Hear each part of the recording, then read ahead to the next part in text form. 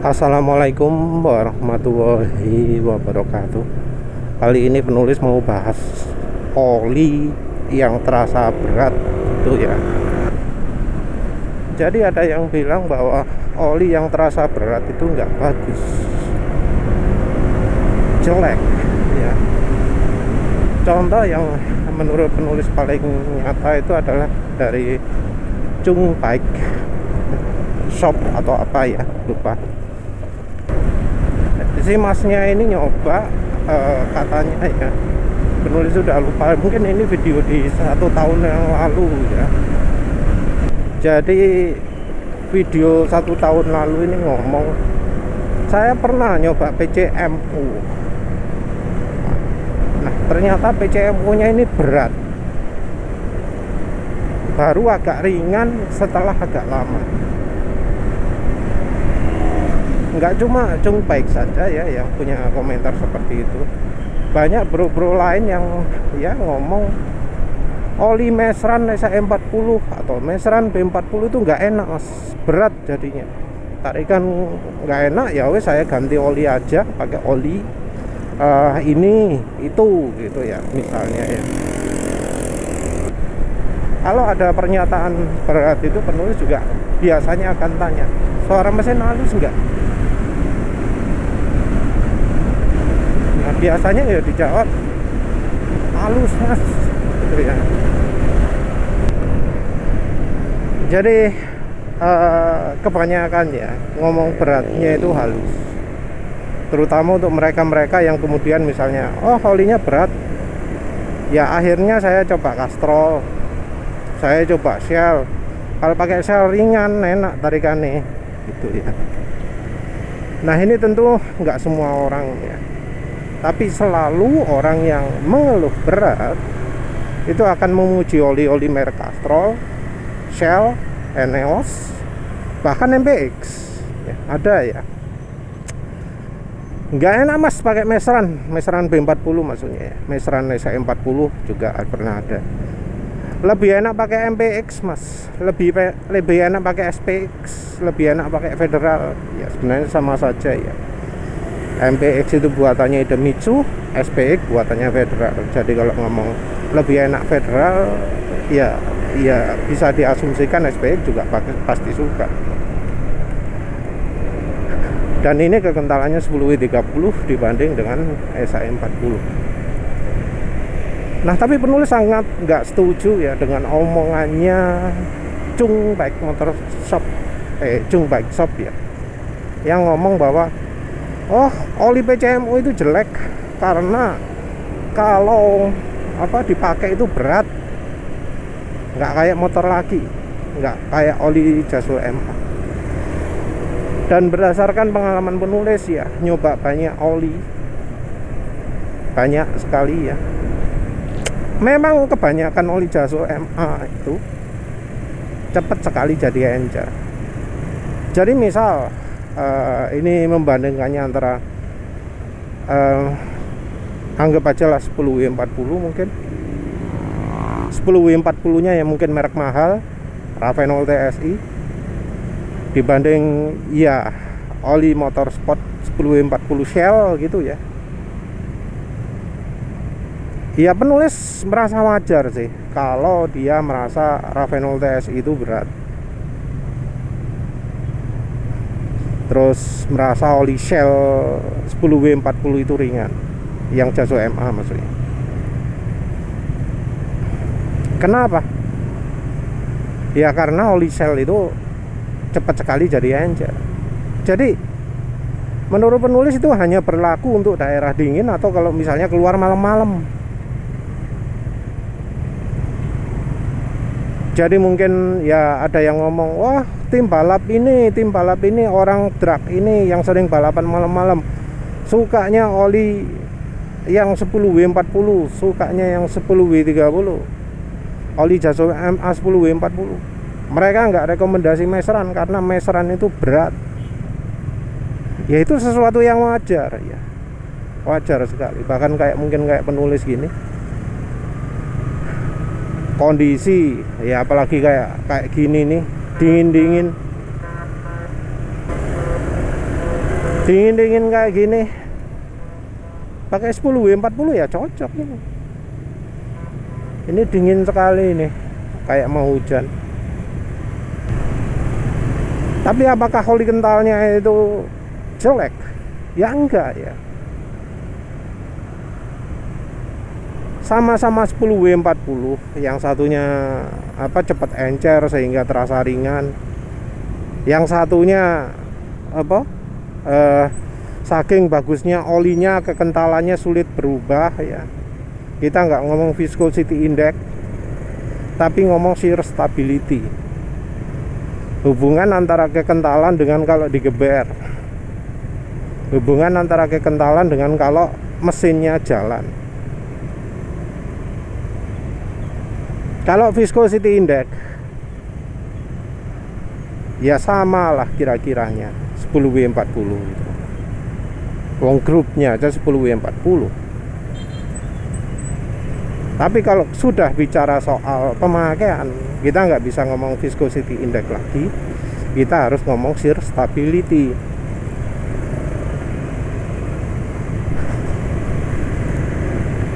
Malah kadang ya malah kadang oli yang baik, misalnya oli yang PAO, entah ada esternya apa enggak, tapi PAO lah, itu sering dianggap jelek karena berat.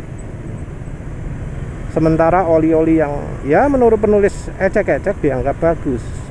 Karena apa? Karena orangnya salah milih kekentalan. Kayak misalnya ya, ada orang yang suka jarak-jarak pendek, sipun dia pemakaiannya jarak-jarak pendek. Dia ngomong oli BM1 itu enak. Penulis yakin kalau dia pakai meseran B40, meseran SAE40, dia ngomong nggak enak. Kenapa? Karena ya walau grade-nya lebih rendah, kestabilan kekentalannya jauh lebih tinggi. Kestabilan kekentalan dari sisi hubungan dengan pemakaian, shear stability-nya, bukan viscosity index-nya. Padahal kalau berat, itu problemnya adalah olinya kurang encer. Jadi ya walau sama-sama kekentalannya belakangnya 50 ya, ada yang bahan olinya bagus, shear stability-nya bagus. Ada yang amit-amit belum dipakai lama itu jadi encer. Di daerah dingin, orang yang salah memilih kekentalan ya pasti akan lebih memilih oli jelek daripada oli yang bagus. Kenapa? Ya karena oli jeleknya akan jadi encer sesuai dengan keinginan dia. Jadi saya laris di daerah dingin. Kenapa? Karena orang salah pilih kekentalan. Misalnya sama-sama 5W50 atau ya 15W50, beda merek, beda kemampuan. Pas pakai merek yang kekentalannya sangat stabil, dia bakal kaget karena wah kok abot banget ya itu ya. Saya biasanya pakai merek Shell itu enteng, biasa pakai Power One Castrol itu enteng. Ini pakai oli yang katanya mahal bagus kok berat ya. Padahal kalau daerahnya beda ya hasil akan beda. Jadi yang ngomong gitu adalah mereka-mereka yang makainya di daerah dingin saja. Jadi kalau pas kebetulan daerahnya panas ya, seperti daerah penulis ini, panas, sangat panas gitu ya, pasti ya oli-oli yang mereka anggap bagus, oli-oli yang dianggap bagus di daerah dingin bakal dianggap jelek, terutama oli-oli kental yang kualitasnya rendah. Jadi untuk daerah panas, oli macam Shell, Castrol, Eneos, Idemitsu itu bukan oli favorit. Kenapa? Karena oli-oli tersebut cepat sekali jadi encer, termasuk juga BM1. Terus misal ada yang ngomong, Tapi kan sama mas, orang yang daerah panas pakai oli bagus, orang yang daerah dingin pakai oli jelek. Ya itu kalau kita ngomong cuma dari sisi enteng beratnya saja ya. Karena seringkali oli encer ini ya akan juga lebih cepat teroksidasi, lebih cepat menguap, terutama untuk mereka yang jarak-jarak jauh. Kalau yang pemakainya kayak Sibun ya itu nggak bisa jadi contoh, itu ya nggak bisa jadi referensi karena pemakaiannya pendek-pendek. Orang kalau pakainya pendek-pendek ya oli apapun awet, mau saelek-elek oli ini ya awet. Soal mesin bersih ya dia bandingkannya juga di motor yang berbeda. Dia juga cuma nyoba satu oli, nggak nyoba bermacam-macam oli. Oli jelek itu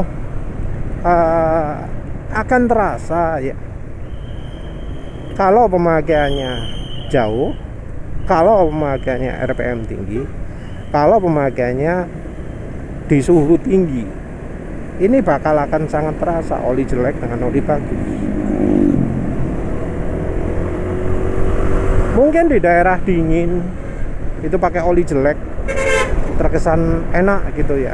Jadi orang yang di daerah dingin itu sering ngomongnya oli apapun sama saja, pakai oli apapun itu awet.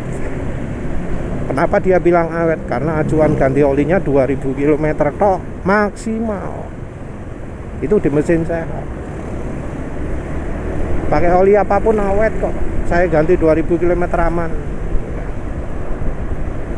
Standarnya ya beda jauh lah ya dengan yang standar yang penulis pakai. Motor penulis 10.000 aman. Gimana tuh? Oli yang mereka rekomendasikan bisa enggak? Jadi 10.000 km itu pun ya tentu sesuai dengan syarat dan ketentuan berlaku ya. Mesinnya sehat. Dan ya 10.000 km itu suara mesin masih belum asak-asak. Suara mesin cuma mulai asak-asak kalau dipakai agak jauh gitu aja. Tapi masih halus. Kalau suara mesin kasar ya nggak akan menulis pakai sampai 10.000. Tapi ya kejadiannya dipakai suara tetap halus, terus performa juga masih enak, itu bisa 10.000. Nah penulis belum pernah dengar orang ngomong, wah awet kok, oliku bisa 10.000 km halus terus. Nggak pernah.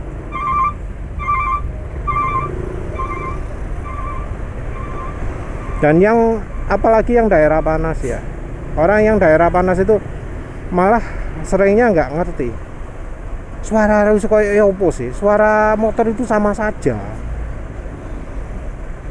Kalau bisa membedakan halus dan kasar itu butuh telinga dewa,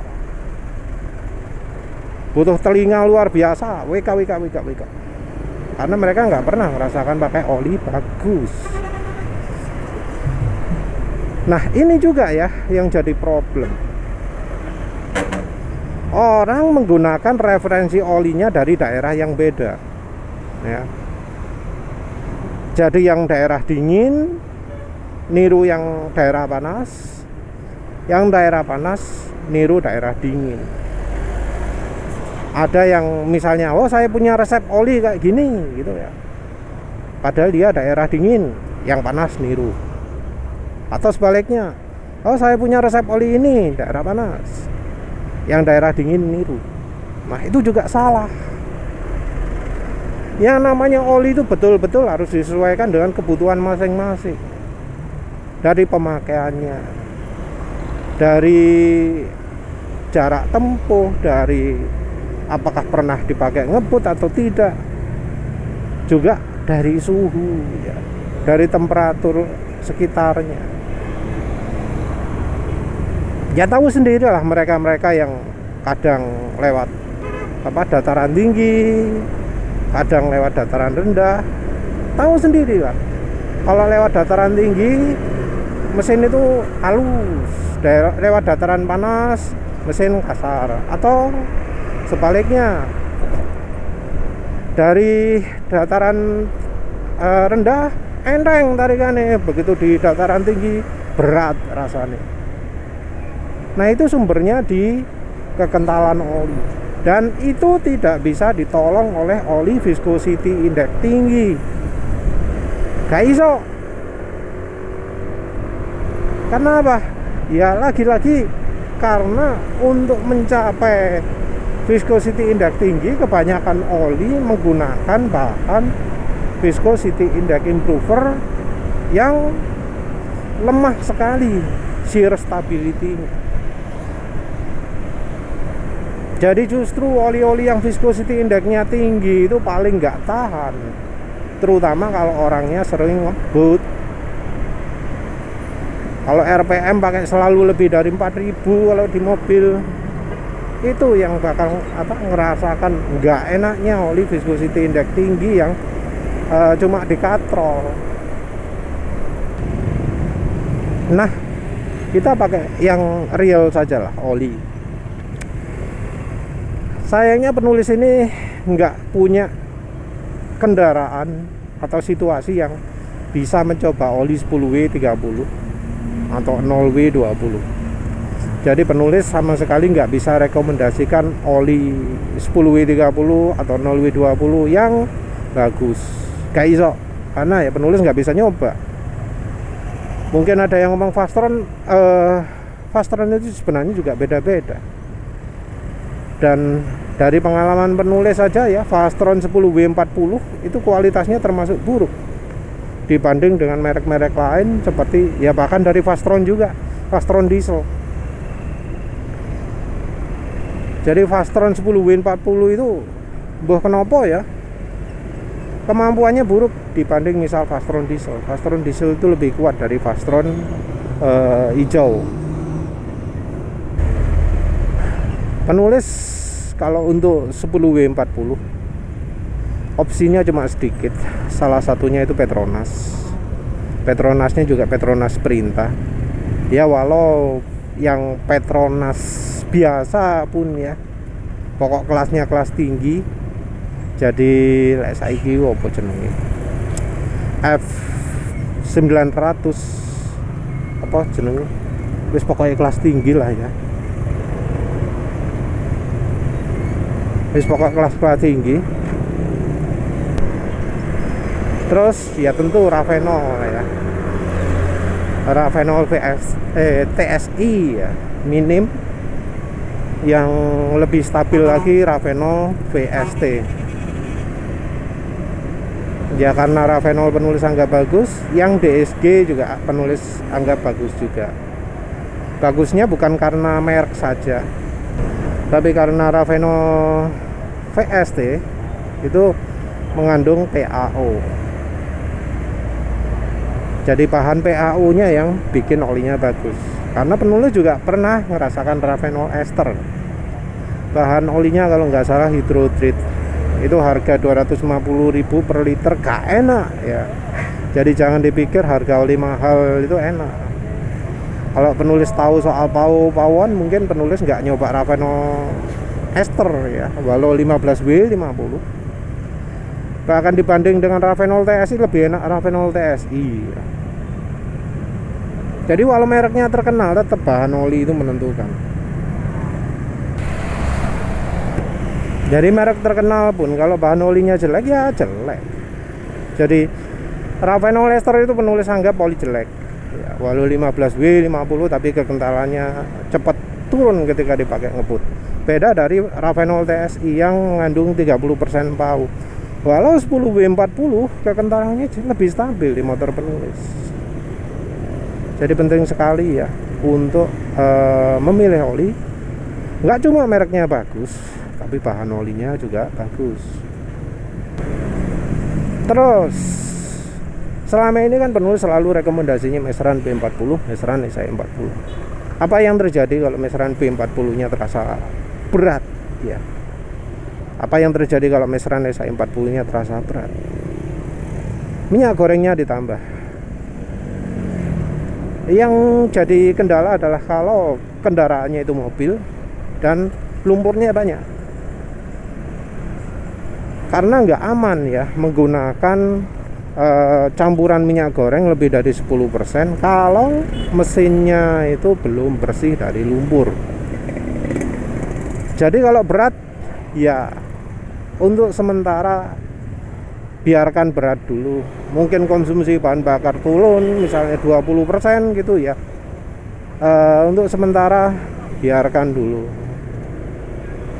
karena ya yang penting pembersihan dulu, kecuali tentu kalau beratnya sampai berat sekali ya, sampai mesin nggak mau nyala. Nah kalau itu ya wis nggak bisa pakai meseran B40. Kalau sudah dingin sekali seperti itu ya terpaksa pakai 0W20 lah, campur minyak goreng 10%. Terus kalau misalnya sepeda motor lagi ya ini harus coba-coba beda merek minyak goreng, bisa beda efek selip koplingnya ya. Jadi ada laporan kalau pakai minyak tawon itu selip, pakai Vilma enggak. Jadi kalau berdasarkan laporan itu silakan coba pakai Vilma saja, jangan pakai merek lain, mungkin juga merek KCO ya. Penulis belum tahu merek minyak goreng yang paling nggak selip kopling. Ya maaf ya, karena penulis nggak ada motor lagi untuk coba. Kalau misalnya ada ya pasti penulis melakukan. Tapi maaf, penulis nggak punya motor lagi, nggak punya motor bebek. Dulu ada, tapi kalau bebek itu sebenarnya termasuk apa ya? Termasuk nggak bisa jadi acuan juga ya, karena motor bebek itu sering ada yang ngomong motor bebekku 100% minyak goreng. Nah itu ya anu lagi ya, sepeda lagi ya. Jadi banyak yang 100% minyak goreng itu motornya adalah motor bebek. Tapi ya ada juga sih ya motor laki yang pakai 20% aman, 25% aman, ada ya. Penulis kalau nggak salah Vilma atau KCO atau Bimoli Klasik. Jadi dari 3 merek itu ya yang perlu dicoba. Kalau KCO susah ya, misalnya beli online, belinya pinginnya offline, merek CCU saja cobanya ya. Jadi minyak jagung yang penulis rekomendasikan yang sudah coba ada CCO, ada Dianas. Jadi yang merek Mazola terutama yang nggak rekomendasi, entah Mazola Canola, Mazola Corn, nggak rekomendasi. Dianas dan CCO itu yang rekomendasi. Nggak 100% tentunya ya, nggak 100%, tapi campur minyak goreng. Jadi ya campur Vilma atau campur Bimoli Klasik. Jadi ya kalau ingin pembersihan murni mesin, kalau bisa 10% minyak goreng dengan meseran B40. Kalau nggak mungkin ya olinya pakai ya apapun lah ya yang 0W20. Kalau bisa bahannya yang pau ester ya.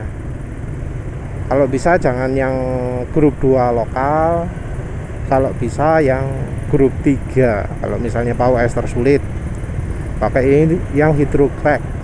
Cari oli yang tulisan hydrocrack. Biasanya merek Kicks gitu nyebutkan, merek opo maneh. Mungkin kalau Fastron mungkin Fastron Platinum gitu. Untuk campurannya sendiri ya ada yang sampai cocoknya itu 50% meseran B40 dan 50% minyak goreng. Cocoknya sampai ada yang seperti itu. Kita belum ngomong soal aditif. Pakai oli samping juga akan membuat oli lebih encer. Kebanyakan oli samping yang buatan lokal terutama itu encer.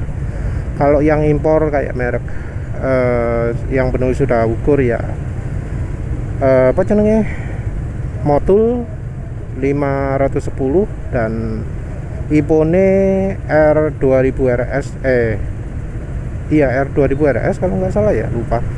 Itu kekentalannya setara oli 10W40.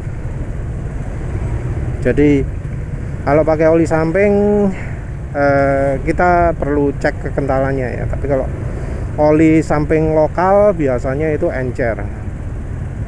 Yang berat cuma kayak ultraline buatannya Jumbo.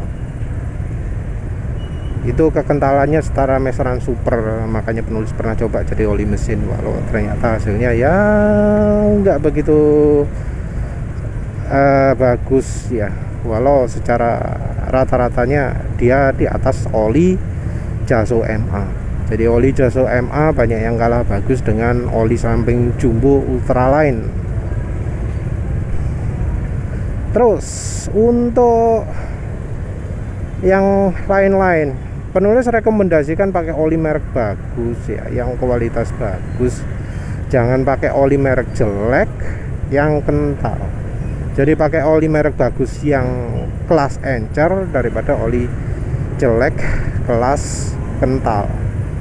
Karena ya oli yang cepat sekali rusak itu juga sama, cepat rusak juga walau di situasi suhu dingin. Karena yang namanya mesin ada silinder, ada piston, bagian itu panas, sekitarnya piston dan silinder itu panas, oli itu kena panas. Tapi balik lagi ya, pakai oli apapun juga kita ya gantinya jangan pakai kilometer, ganti itu berdasarkan kemampuan olinya. Kalau olinya sudah hitam, apalagi suaranya mesin wis kasar, performa udah turun, itu sudah waktunya diganti. Gak usah nunggu kilometernya panjang, gak usah nunggu kilometernya sampai sekian kilometer. Itu bukan apa ya, bukan hal yang baik. Jadi ganti oli itu bukan pakai kilometer, apalagi niru ya kilometernya. Oh, orang ini pakai sekian kilometer aman kok. Ya nggak mesti, kita itu beda. Tapi yang jelas kalau olinya berat itu artinya kekentalannya salah. Solusinya adalah pakai yang lebih encer. Walau sama-sama 10W40, ada 10W40 yang ketika dipakai jalan jadi 0W20, ada 10W40 yang walau ngebut setengah mati pun tetap 10W40. Jadi kita harus perhatikan itu. Kalau problemnya olinya itu berat, tarikannya gak enak ketika mesinnya dingin, baru enak ketika mesin panas. Solusi gampangnya campurin minyak goreng lah, campuri Vilma, campuri Bimoli klasik kalau sulit. 10% sik berat, 20%, 20% sik berat, 30%. Tentu ya, juga perhatikan yang faktor yang lain-lain tadi penulis sebutkan. Ya wis lah, itu saja. Terima kasih sudah menonton. Assalamualaikum warahmatullahi wabarakatuh.